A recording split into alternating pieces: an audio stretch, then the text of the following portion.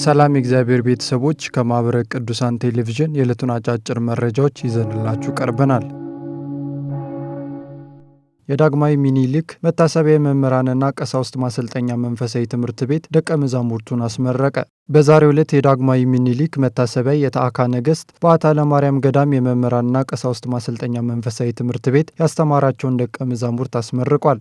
በመርሃ ግብሩ ላይ በቀረበው ሪፖርት ከ1925 ዓ.ም ጀምሮ 28 ብፁዓን አበው ሊቃነ ጳጳሳት፣ መምህራን፣ ሊቃውንት፣ መነኮሳት፣ ቀሳውስትና ዲያቆናት መመረቃቸው ተነስቷል። በዚህ ዓመት ከተመረቁት 263 ተማሪዎች ውስጥ 79 የአብነት ተማሪዎችና 184 የሆተ ስብከት ኮርስ የተማሩ ናቸው። በመርሃ ግብሩ ላይ ብፁዕ አቡነ ዲዮስቆሮስ የቅዱስ ሲኖዶስ ዋና ጸሐፊን ጨምሮ ሌሎች ብፁዓን አበው ሊቃነ ጳጳሳት፣ የገዳሙ የሥራ ኃላፊዎችና ጥሪ የተደረገላቸው እንግዶች ተገኝተዋል።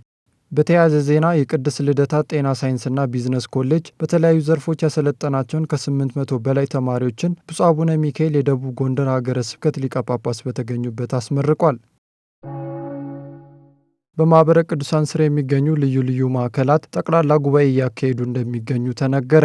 በዛሬው ዕለት ማዕከላቱ እያካሄዱ በሚገኙት ጠቅላላ ጉባኤ ብፁዓን አበው ሊቃነ ጳጳሳት፣ የማኅበረ ቅዱሳን ዋናው ማዕከል ልዑካን አባላት፣ የየአህጉረ ስብከቶች የክፍል ኃላፊዎች፣ የየወረዳ ማዕከላትና የግንኙነት ጣቢያ ተወካዮችና ሌሎች እንግዶች በተገኙበት እያካሄዱ መሆናቸው ለማወቅ ተችሏል።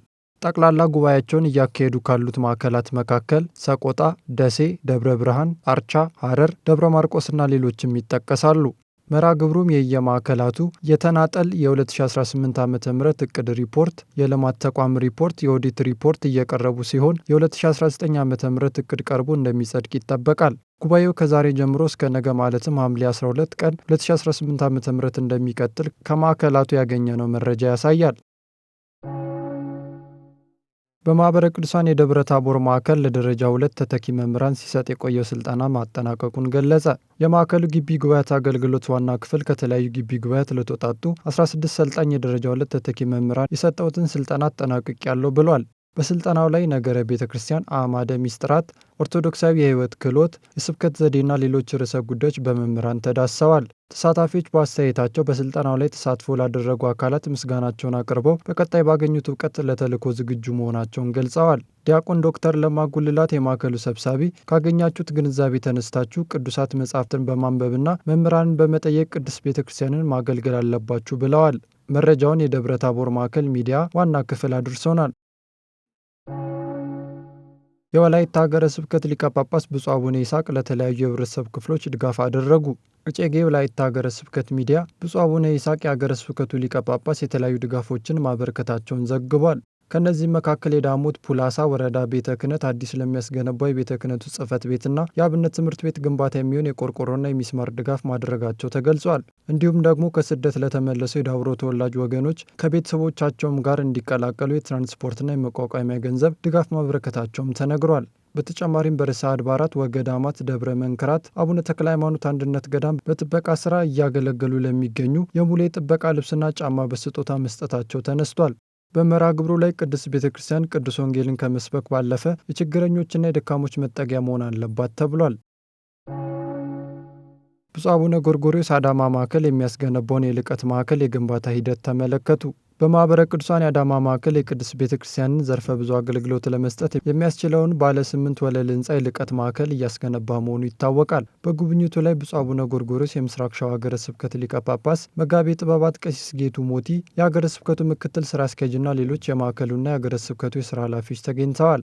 ብፁዕነታቸው የማዕከሉን ግንባታ በተቀመጠለት ጥራትና ፍጥነት ለማጠናቀቅ በትብብር በአንድነት በመስራት ለአገልግሎት ማብቃት ይገባል ሲሉ ተናግረዋል። በአሁኑ ሰዓትም የልቀት ማዕከሉ ግንባታ የአፈጻጸም ደረጃ የምድር ኮለን ሙሊት ላይ መድረሱን የአዳማ ማዕከል ሚዲያ አገልግሎት በመረጃው ገልጿል። የደብረ ሰላም ቅዱስ እስጢፋኖስ ቤተ ክርስቲያን ለተወሰደበት ቦታ 3000 ካሬ ሜትር ምትክ ቦታ አገኘ። መላከ ሰላም አይነ ኩሉ ታደሰ የደብሩ አስተዳዳሪ እንደገለጹት ቤተ ክርስቲያኑ ሌላ ምትክ 3000 ካሬ ሜትር ቦታ ያገኘው በኮሪደር ልማት ምክንያት የተወሰደበትን ነው ብለዋል። አክለውም ልማቱን ተከትሎ የተወሰደው የደብሩ ሕጋዊ ይዞታ ከ2017 ዓ.ም ጀምሮ ምትክ ቦታ እንዲሰጥ ለሚመለከተው የመንግስት አካል ጥያቄ ቀርቦ ምላሽ መገኘቱን ተናግረዋል። በዚህም በቂርቆስ ክፍለ ከተማ ወረዳ 4 ቡልጋሪያ ተብሎ በሚጠራው ሰፈር ምትክ ቦታው ለደብሩ እንዲሰጥ መወሰኑን ጠቁመዋል። አያይዘውም በተገኘው ምትክ ቦታ ላይ ጥናት ተደርጎ ዘመኑን የዋጀና የቤተክርስቲያንን ተልዕኮ የሚደግፍ የልማት ስራ እንደሚሰራበት አብራርተዋል። መረጃው የአዲስ አበባ ሀገረ ስብከት ሚዲያ አገልግሎት ነው። የአሜሪካ ማዕከል ለሐዋርያዊ ተልእኮ መሳካትና መሳለጥ በሚል መሪ ቃል የመምህራን ጉባኤ አካሄደ። በማኅበረ ቅዱሳን አሜሪካ ማዕከል የትምህርትና ሐዋርያዊ አገልግሎት ዋና ክፍል አስተባባሪነት በተዘጋጀው የመምህራን ጉባኤ ላይ ከተለያዩ የአሜሪካ ግዛቶች የተውጣጡ ካህናትና መምህራን መሳተፋቸው ተነግሯል። በሜሪላንድ ሆተ ምስራቅ ቅድስት ኪዳነ ምሕረት ቤተ ክርስቲያን በተካሄደው ጉባኤ ላይ ቤተ ክርስቲያን በአሜሪካ የምታደርገው የሐዋርያዊ አገልግሎት ተግዳሮቶችና ስኬቶች ተዳሰውበታል። በተያያዘም ቤተ ክርስቲያን በአሜሪካ ከትላንት እስከ ዛሬ የነበራት ሐዋርያዊ አገልግሎት እንዲሁም የተተኪ ትውልድ የቤተ ክርስቲያን አገልግሎት ውስጣፌ ውይይት ተደርጎበታል። በተጨማሪም በእንግሊዝኛ ቋንቋ የሚደረጉ አገልግሎቶችን በማጠናከርና በማሳደግ ረገድ ትኩረት ሊሰጠው እንደሚገባ ተነስቷል። በሌላ በኩል ወጣት የቤተ ክርስቲያን አገልጋዮች ራሳቸውን በእውቀት በማሳደግ አገልግሎት እንዲሰጡ መደገፍና ሌሎች ጉዳዮች ተነስተዋል ተብሏል። መረጃውን የአሜሪካ ማዕከል ሚዲያ ክፍል ልኮልናል። ሰላም፣ እግዚአብሔር ከሁላችን ጋር ይሁን። የዕለቱ አጫጭር መረጃዎች የእስካሁኖቹ ነበሩ።